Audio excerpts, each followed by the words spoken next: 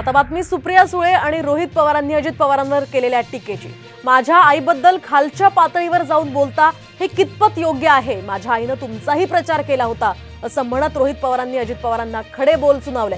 तर सुप्रिया सुळेंनी सुद्धा आईबद्दल बोलाल तर खपवून घेणार नाही असा इशारा अजित पवारांना दिला। माझ्या आईची खरंच पात्रता नाही। अहो दादा, मी तुम्हाला एवढंच सांगतो, हीच ती आई जिली मला लहानपणी छत्रपती शिवाजी महाराजांची, महात्मा फुलेंची, डॉक्टर बाबासाहेब आंबेडकरांची, अण्णाभाऊ साठेंची, पुण्यश्लोक अहिल्यादेवी होळकरांची गोष्ट सांगितली।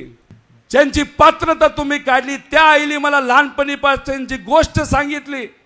ती गोष्ट मनामध्ये ठेवून मी विचार नाही सोडला, मी निष्ठा नाही सोडली। माझ्या आजोबा बरोबर, विचाराबरोबर, लोकांबरोबर मी राहिलो। मगाशी मी रोहितचं भाषण ऐकत होते आणि रोहितच्या भाषणामध्ये रोहितच्या आईबद्दल बोललेलं त्याला खटकलं। कोणीही कुणाचीही पात्रता काढू नये या मताची मी आहे, आणि आईच्या बद्दल तर कोणी अपशब्द काढूच नाही या मताची मी आहे।